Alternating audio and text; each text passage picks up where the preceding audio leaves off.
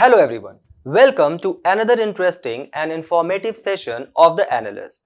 In today's session, we are going to cover 5 important topics as featured in the Hindu and Indian Express for your larger understanding of the current affairs. The topics are as follows. We will begin our discussion by inquiring about the governor's power over state bills and rising center-state tussle due to it. Then, we will read about the tuberculosis burden in India and steps taken by the government on World TB Day, which is held today on 24th of March.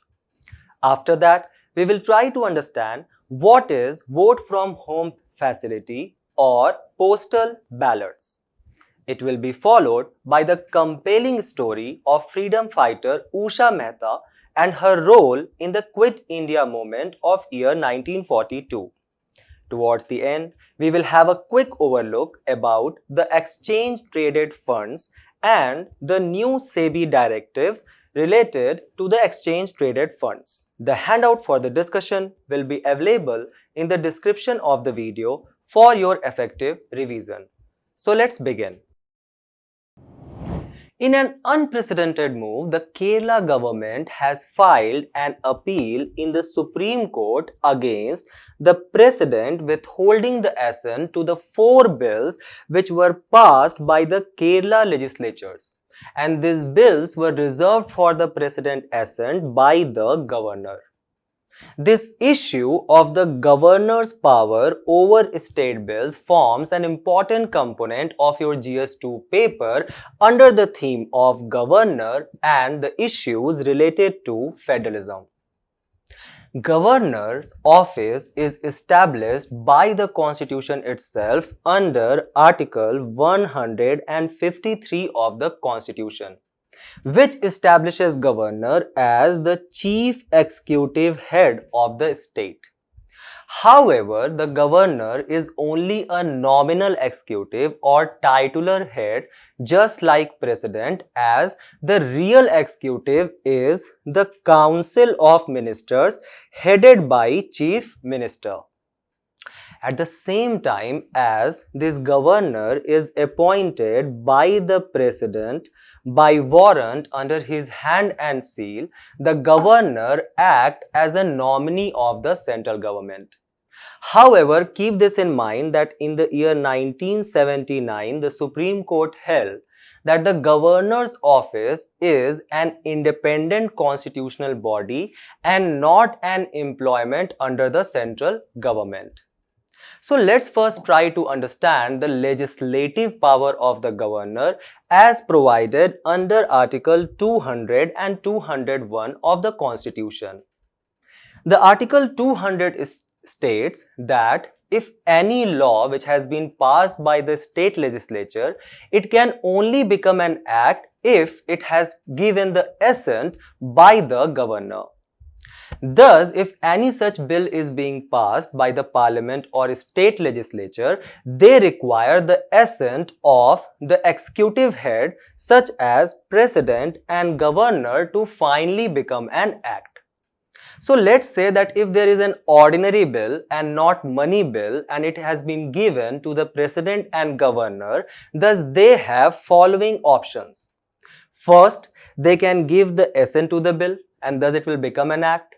Or they can withhold their assent and thus the bill will collapse and not come into effect. The third option is that both president and governor can return the bill for the reconsideration of the House. However, keep this in mind that as per 44th Constitutional Amendment Act of 1978, any such reconsidered advice is binding on both president as well as governor. Under Article 201, the governor has got an extra power where he or she can reserve the bill for the consideration of the president. In the case of money bill under Article 110 for the president and 199 for the governor, they both have only 2 options. One is to give the assent to the bill or to withhold the assent to the bill. Keep this in mind that in this particular case, they cannot reconsider the bill to the legislature. Again, the governor has another extra power where he can reserve the money bill of the state legislature for the consideration of the president. Now, such reservation of bill by the governor is obligatory in one particular case, where the bill endangers the position of the state's high court. However, the governor can also reserve the bill in other circumstances, such as if the bill is against the provisions of the constitution, or if the bill is opposing any particular directive principle of state policy, or if it is against the larger interest of the country, or it has certain grave national importance. Also, if the bill is dealing with the compulsory acquisition of property under Article 31A, then also the governor can reserve the bill for the consideration of President under Article 201 of the Constitution. When such bill is reserved by the governor has no more role to play in the passing of the bill. And the President has following options. 1. In the case of ordinary bill, the President can give her assent, or the President can withhold her assent, as she did in the case of the bills passed by the Kerala government, or she can return the bill for the reconsideration. Now keep this in mind that unlike the central bill, if there is a reconsidered bill which has been passed by the state legislature to the president, such reconsidered advice is not binding on the president anymore. At the same time, if president is sending any bill for the reconsideration of the state legislature, now there is a time period that state shall consider that bill within the period of 6 months. However, if such money bill is reserved by the governor, then president only has two options. One, she can give her assent, and the second, she can withhold her assent. Remember that in the case of money bill, even if it comes from the state, the president does not have power to send it for reconsideration. Now, such reservation of bill by the governor or just keeping it as a pocket veto or holding on the bill for a long period of time has led to several federal issues. The first and foremost being the immunity which has been provided to the governor and president under Article 361 of the Constitution, which basically shelters the action of governor and president from the scrutiny of judicial review. Thus, several governors has started using their reservation power under Article 200 as a discretionary power. At the same time, there is misuse of pocket veto, which means that the governor does not have any time period under which he shall take action on the state bills. And thus, they keep on stalling the major initiatives of the state government, such as NEET bill by the Tamil Nadu government. Then, it also impacts the speedy governance and undermines the electoral mandate of the state, where it leads to the stalling of major initiatives of state governments such as the reservation for vulnerable section bill by the Chhattisgarh government. Also, as we have seen that such reservation provisions has several vague terms, such as, for example, the governor can reserve the bill against the larger interest of the country, or if bill holds a grave national importance. It is obvious that as these terms are not defined anywhere, it provides the governor with unbridled or unchecked powers. And if there is some political motives involved, it can lead to tussle between the central and state government, thus undermining the principles of federalism. Also, if the bill has been reserved by the governor for the president, as we have already established, even the reconsidered advice of the state legislature becomes nullified, because it is not binding anymore for the president to give assent to such bill. Thus, the president enjoys absolute veto in the case of state bills. Also, several states has complained that the Raj Bhavan or the governor's office has emerged as a parallel seat of governance. For example, very recently, the West Bengal governor launched an anti-corruption cell, which obviously undermines the separation of power, as the office of governor is an executive body and not a lawmaking body. Then, several governors has started taking the ordinance route under Article 213 of the Constitution, thus bypassing the state legislature's scrutiny altogether. This has created an atmosphere of center and state tussle, as we can see from the Kerala's appeal in the Supreme Court.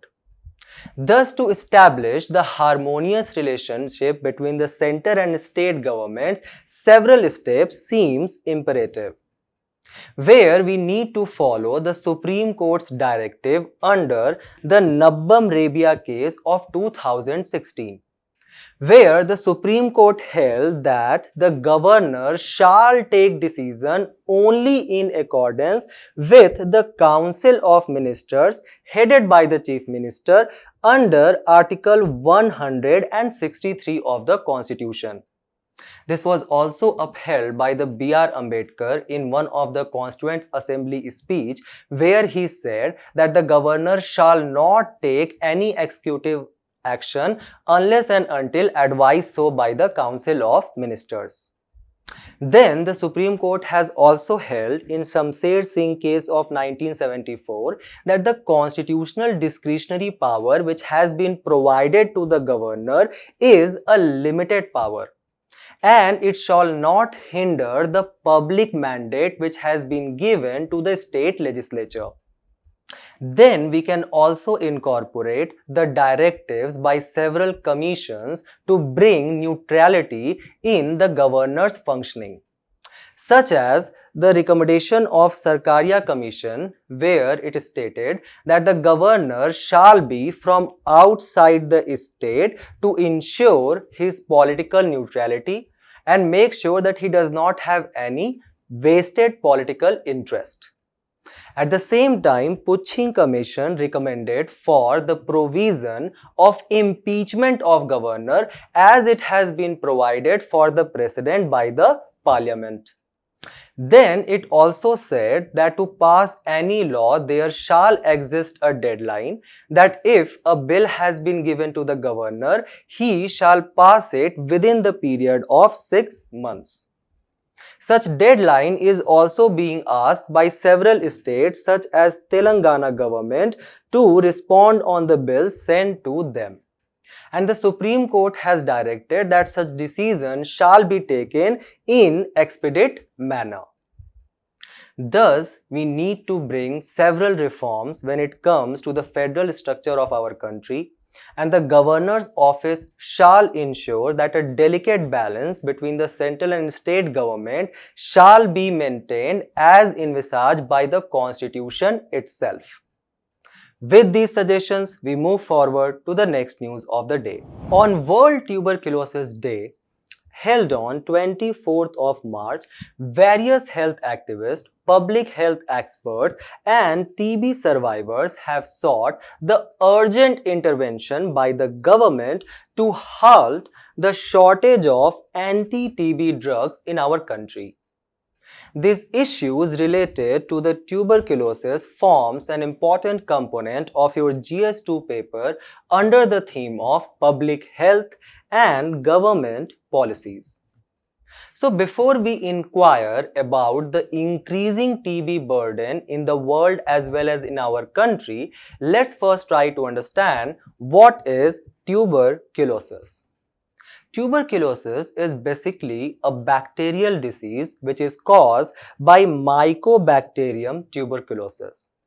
Mycobacterium is nothing but a genus of 190 species which contains pathogens leading to the disease such as TB and leprosy in humans. Now remember that this tuberculosis is basically a communicable disease, which means that it can be spread by using the air as a medium, which is released into the air by the affected person through sneezing, coughing, or spitting. Now, this tuberculosis is not a new phenomena because it has been documented in the Egyptian records as early as 3000 BC. This TB majorly impacts the lungs of a human being, thus being the pulmonary TB. However, keep this in mind that it also impacts the other organs of a human body, thus becoming an extrapulmonary TB. Now, there are several symptoms associated with tuberculosis such as high fever, frequent fatigue, repeated weight losses, persistent cough, or if there is existence of blood or sputum in the cough, as well as night sweats.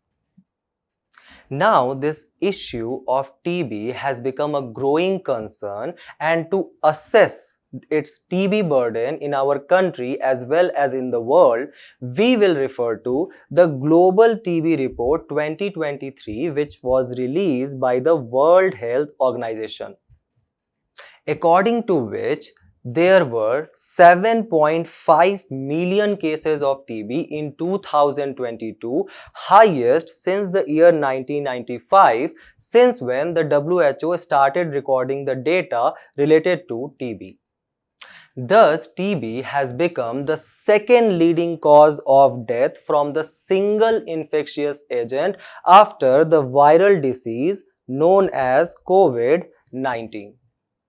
And as many as 1.3 million TB deaths were reported in the year of 2022.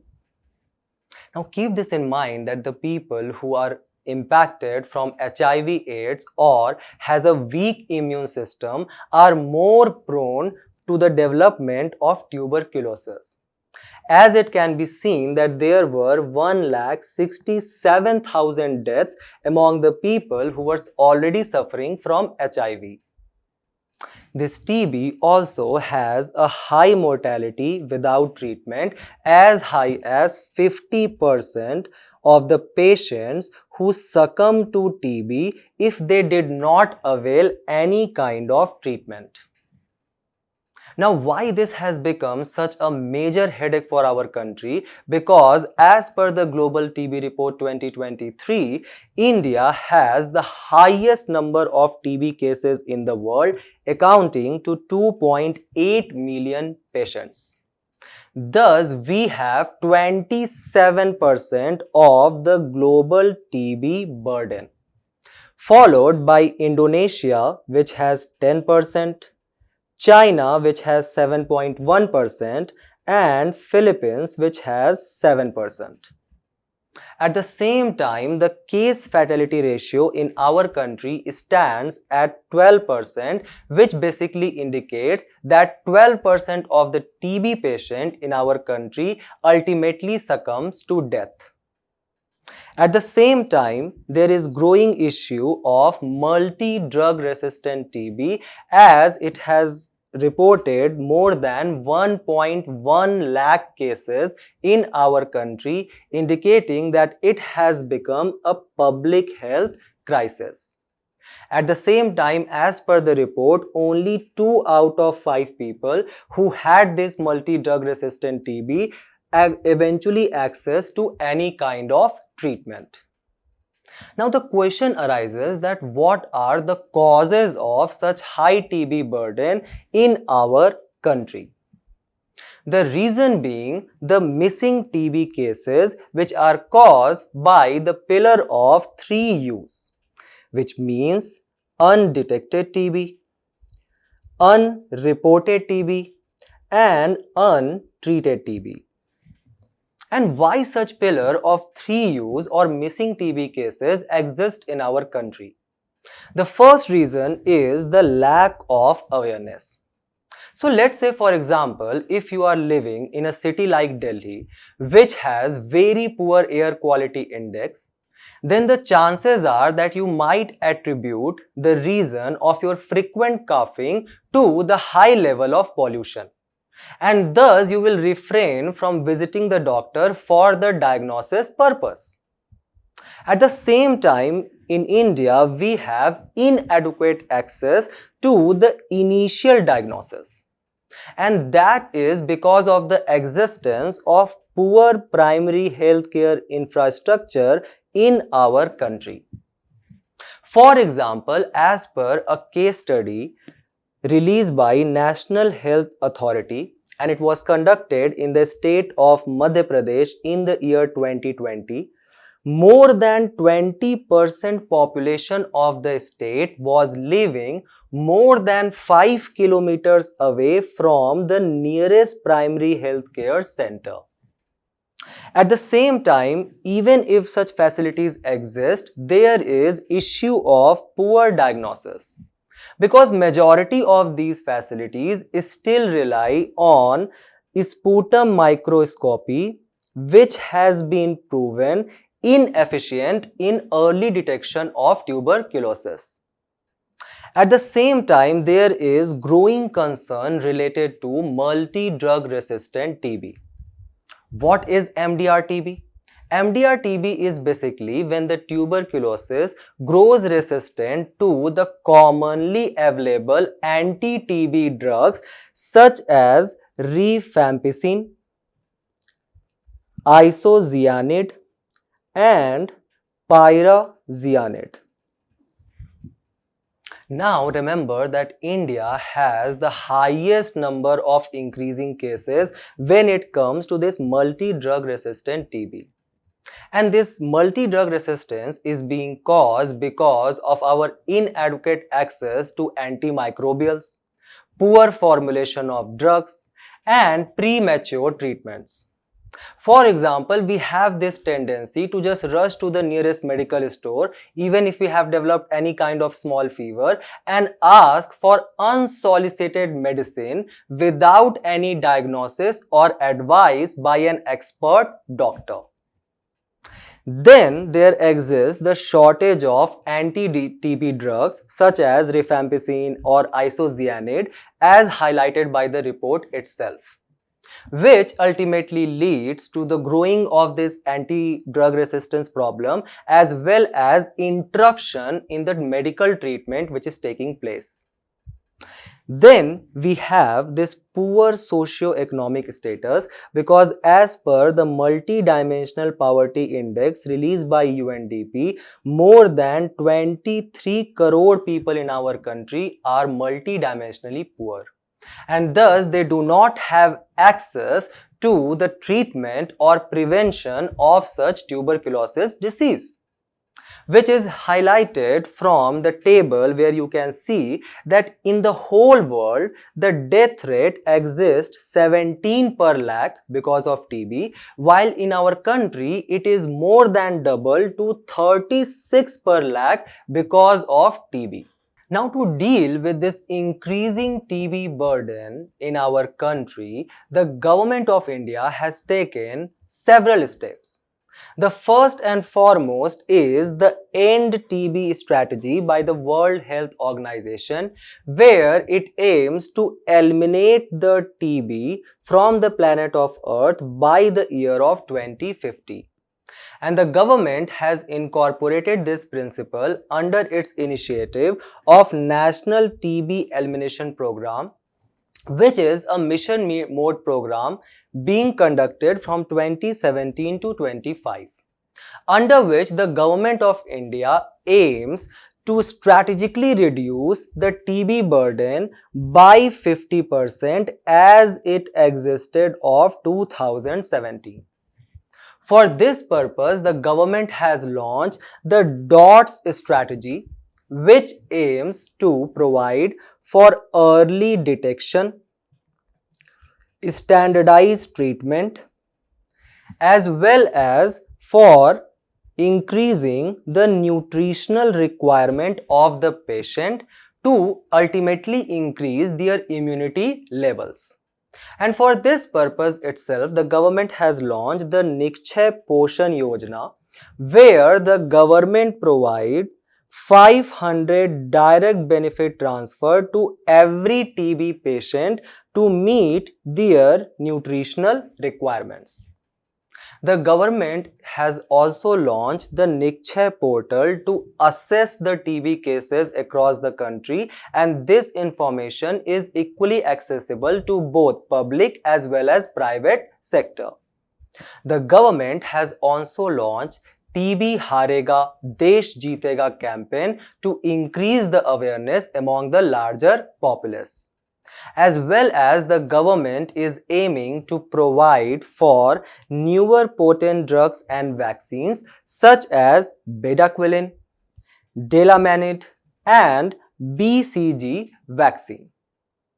With this, the government has actually able to show some positive results. As per the Global TB Report 2023, the patient coverage has increased to 80% of the total patients which are giving treatment now.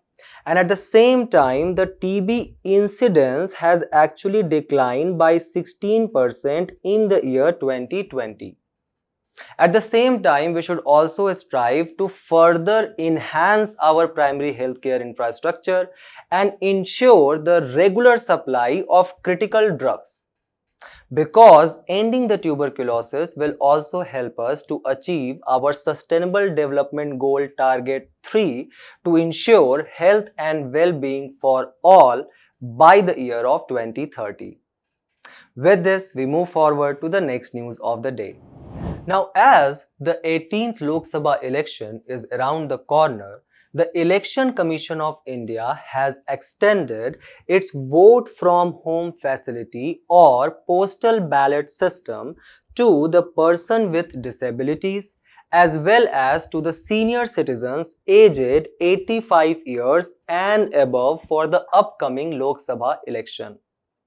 This vote from home facility forms an important component of your GS2 paper under the theme of Parliament and Elections, as well as it holds a lot of importance for your upcoming prelims paper.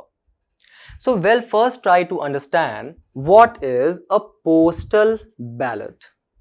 Well, as per 12D rule of the Election Conduct Rules of 1961, postal ballot refers to when a person votes via a postal instead of just going to the electoral booth and cast his or her vote in person. To understand this, just imagine that you are a veteran army personnel who has served for the country in Indo-China War of 1962. During the war, unfortunately, you lost your legs while serving for the country. At the same time, you are a devout believer in India's electoral democracy and understand the importance of the principle that every vote counts. Thus, you want to vote for the upcoming election, but at the same time, you are incapable physically to do so. Thus, you can avail a postal ballot system, which works with this principle that you can download a 12D form as it is visible on your screen. And then you have to file this application within the 5 days of the election at the District Election Commissioner's office. Once you have registered as a postal ballot, then two election officials and accompanied by a videographer and security person will visit your home and register your postal ballot. Such polling team will attempt 2 visits in a day. But if they are unable to take your vote, then you will lose the opportunity to not only vote as work from home but also through the electronic voting machine at the electoral booth.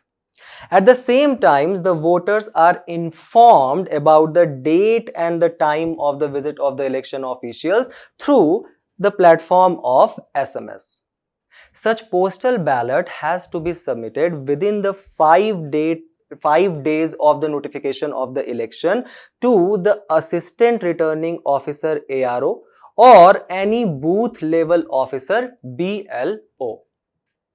Now, which are those people who can actually avail such postal ballot as per Election Commission of India? They are divided in 3 categories. The first are special voters such as President, Vice President, Governor, your cabinet ministers, the Speaker of the House, as well as the government officers which are on the poll duty such as Assistant Returning Officer. Then the second category is of the service voters who are providing the service for the government of the country such as the members of armed forces of union, the armed police forces of the state, the central and state police person which are on election duty, the polling personals, as well as, let's say, if you get selected in the Indian Foreign Services, then if you are serving in some other country, let's say Romania, then you can post their vote from there, the embassy staff on postings. Then the third category of voters are basically the absentee voters, or the people who are providing certain essential services such as the channeling of metro, railways, healthcare, etc. And the media personnel has also been allowed by the Election Commission of India, especially those who are covering the polling day activities. At the same time, with the recent notification, the Election Commission of India has added 2 more categories. The first is the person with disabilities.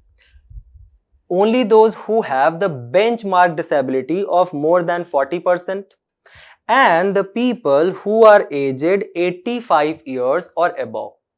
Keep this in mind that earlier this criteria was 80 years, but now it has been increased to 85 years. Thus, there are several challenges which are associated with this vote from home facility. The first is that a lot of political jurists claim that there can take place the tampering of votes, where the votes which has been actually voted by the electors at their home can be fudged or can be altered by some malicious actors. Then there exists a time constraint. As we have seen that to submit this form 12D, you just get 5 days, which according to most of the people, for this section of people is very limited time.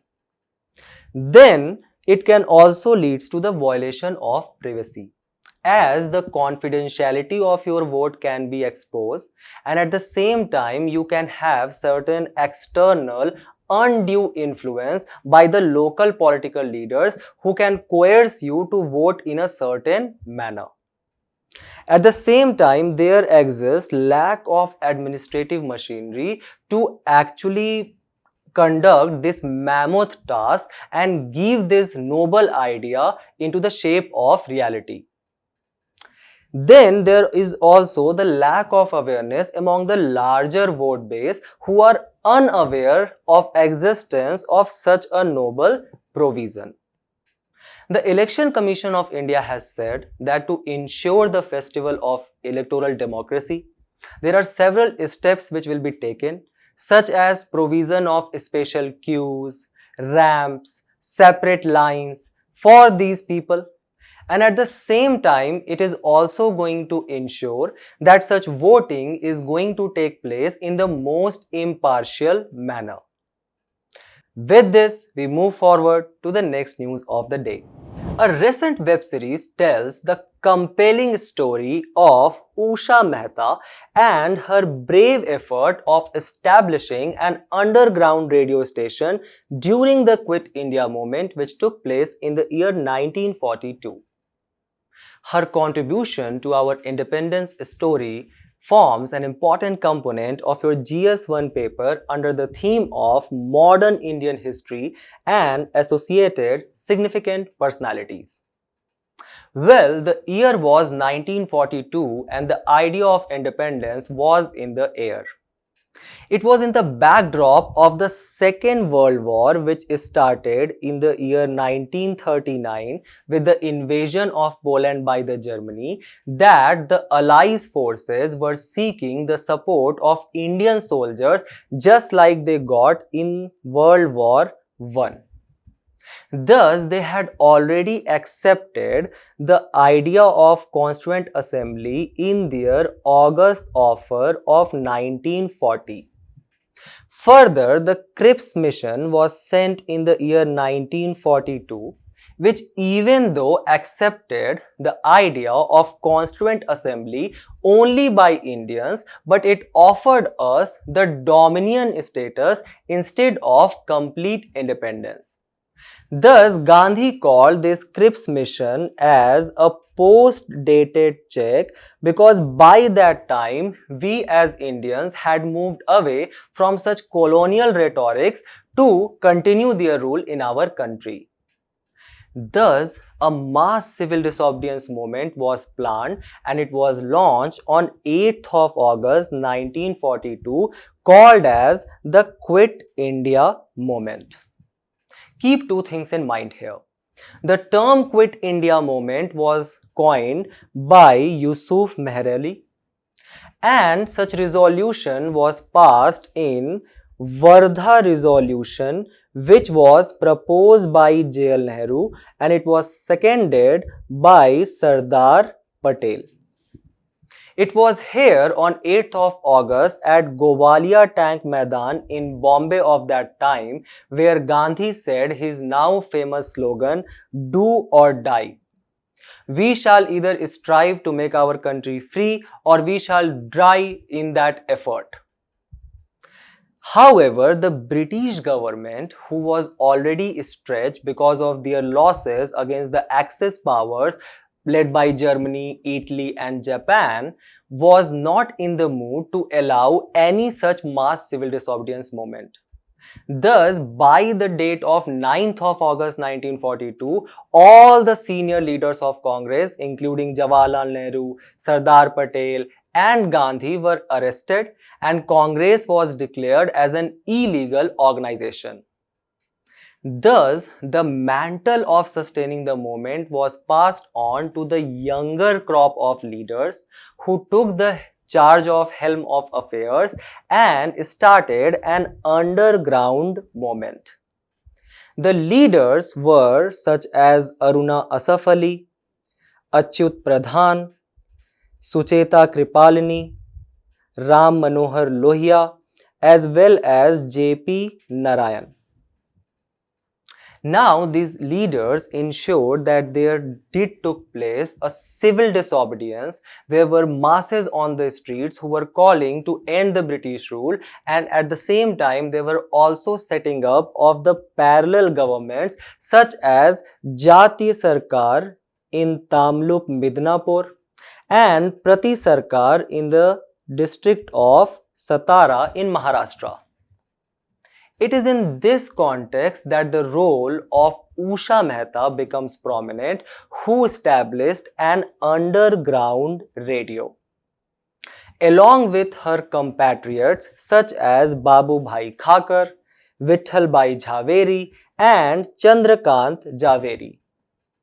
Keep this in mind that Usha Mehta was at that time 22 years of age and a college student.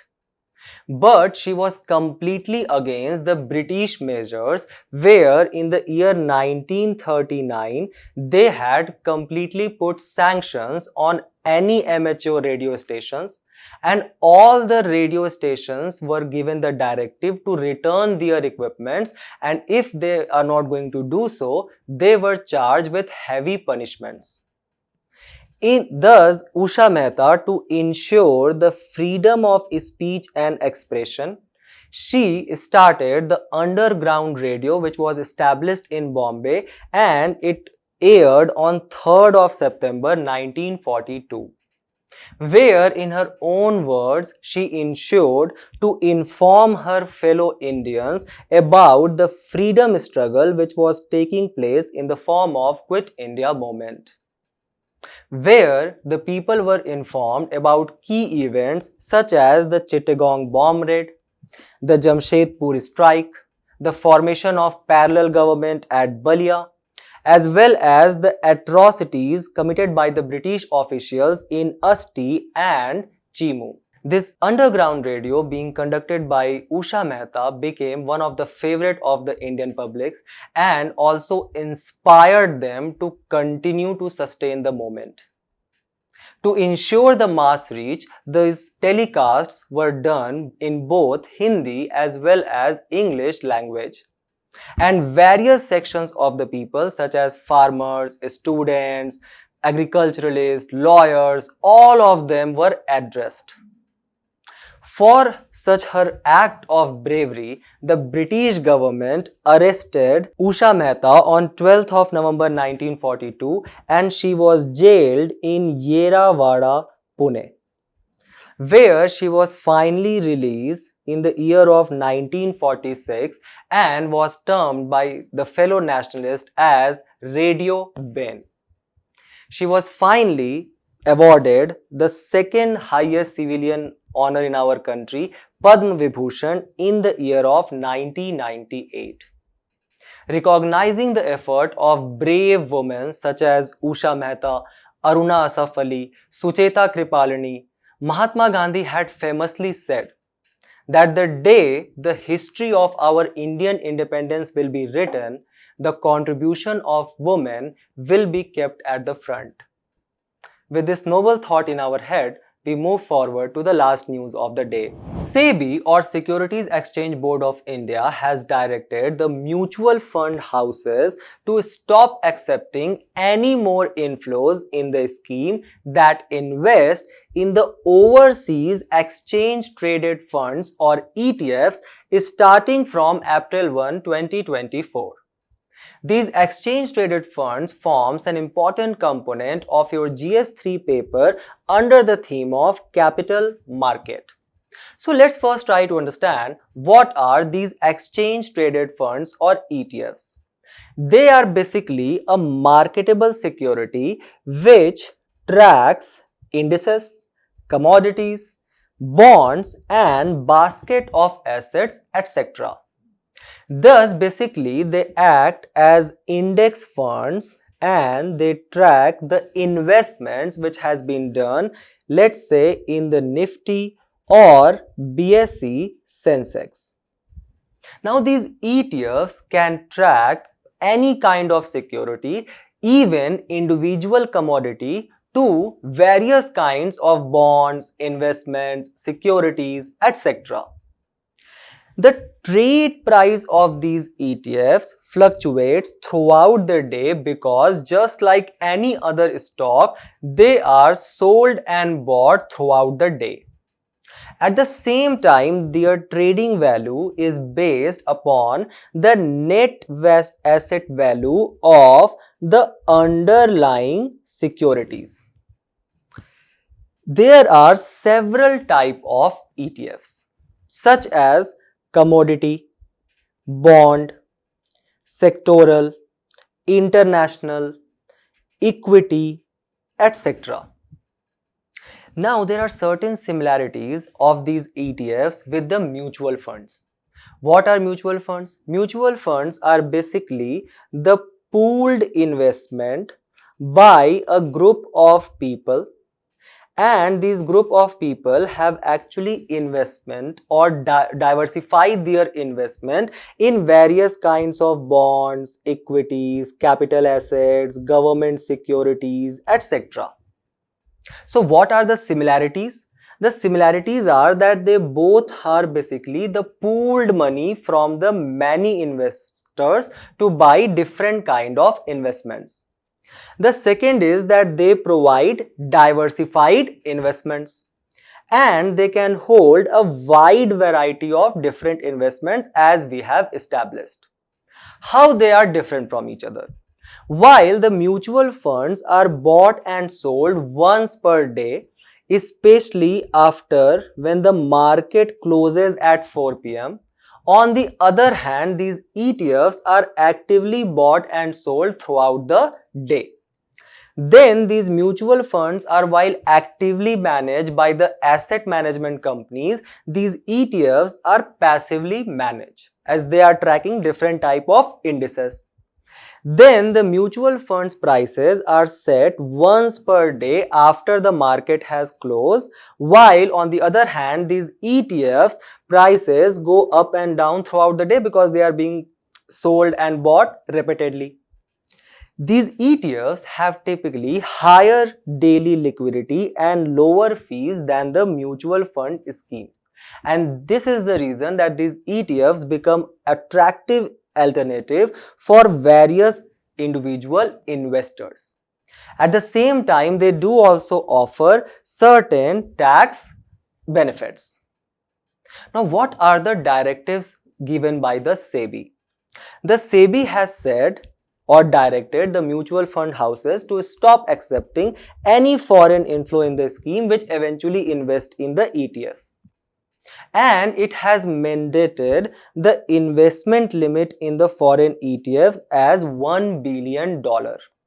Now keep this in mind that because the foreign inflow in the ETFs has reached almost to 95% of this mandated limit or $950 million. The overall directive is done by the Reserve Bank of India, which has kept the overall cap of $7 billion on such foreign investments by the mutual fund houses or asset management companies. And these mutual fund houses can invest of this $7 billion only $1 billion in the exchange traded funds. Thus, the mutual fund houses has been demanding from RBI to increase this overall cap of $7 billion. However, as per the RBI governor, such cap will only be increased when RBI will decide that the rupee has stabilized and is not fluctuating as it has happened in the recent months. Keep these exchange traded funds very dear to you for the upcoming prelims examination. And with this, we have reached to the end of our discussion today. Do not forget to attempt the questions at the end of the video and test your knowledge. We will meet in a very interesting session very soon. Till then, guys, enjoy the Holi. All the very best for your preparation and thank you.